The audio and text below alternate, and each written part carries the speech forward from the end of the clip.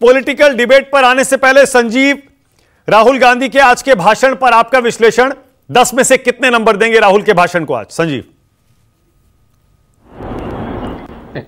अब नंबर देने का काम क्यों करवा रहे हो मानक? अच्छा भाषण था, ऊर्जापूर्ण भाषण था, जैसे प्रतिपक्ष के नेता के तेवर तीखे होने चाहिए। जब इंडिया गठबंधन और एनडीए की सरकार के बीच में संख्या का कोई बहुत लंबा चौड़ा फर्क नहीं है, 15-20% का मार्जिन है एनडीए सरकार के पास।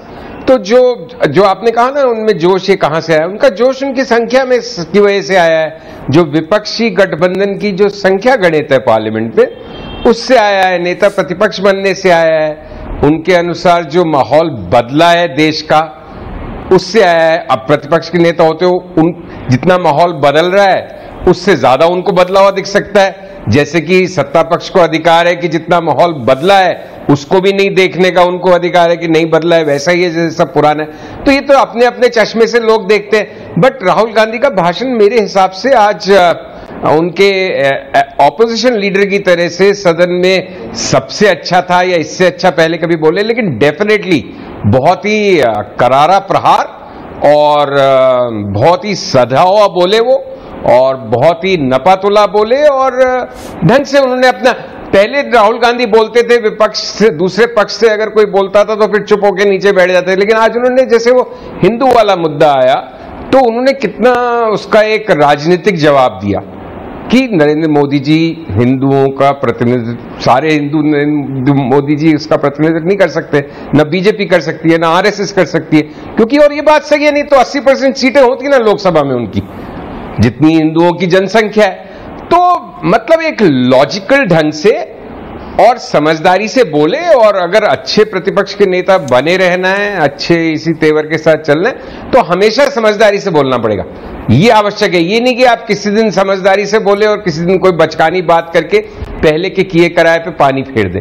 तो आप हमेशा तैयारी से आना पड़ेगा, लगातार ध्यान देना पड़ेगा, लगातार सुलझे हुए नेता की तरह छवि बनानी पड़ेगी, तर्क संगत बात करनी पड़ेगी। और आज जैसे तर्क संगत बात करी तो सत्ता पक्ष के पास कुछ ज्यादा बोलने को था नहीं ना।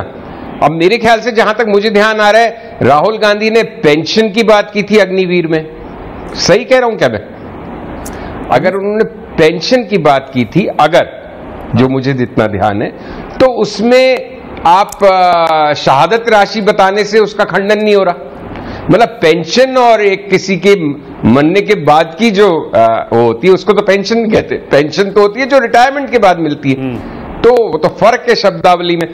तो अगर लॉजिकल बात करेंगे तो बहुत अच्छा भविष्य है, हमेशा अनुशासित रहेंगे, संयम से बोलेंगे और तमीज रखेंगे।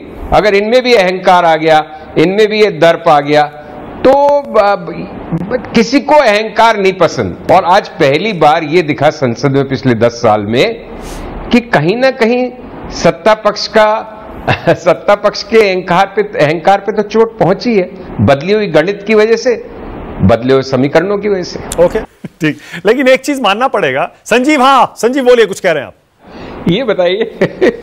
नहीं, मैं तो सिर्फ इतना कह रहा हूं, मैंने तो ऐसी कोई बात नहीं की, मैं तो राहुल गांधी के भाषण की प्रशंसा कर रहा था। मेरा तो सिर्फ एक ऑब्जर्वेशन या एक राइडर ये था कि उनको कंसिस्टेंसी रखनी पड़ेगी इस तरह के तेवर के लिए, इतनी तैयारी करके, इतनी संयमित और संतुलित बात और अनुशासित ढंग से अपना राजनीतिक करियर बढ़ाना होगा। मतलब अब वो आलू सोना की बात जैसे जफर भाई ने की, तो अगर उस तरह की बात, वैसे तो वो वीडियो ही डिस्टॉर्ट किया गया था आलू सोना वाला, सबको मालूम है, बट लेकिन कोई भी बात, क्योंकि वो इतने एक महत्वपूर्ण पोजीशन पे अब आ गए हैं राहुल, और लोगों की नजर है, जो उम्मीद रखते हैं विपक्ष से, वो सब राहुल गांधी की तरफ एक बड़ी तबका देख रहा है। तो राहुल गांधी की जिम्मेदारी और बढ़ सकती है कि वो कंसिस्टेंट रहें। मैं तो उनकी प्रशंसा की तरह से ये एक वार्निंग या फ्लैग ऑफ कर रहा था एक बात, कि भाई हमेशा ही तैयारी करनी पड़ेगी।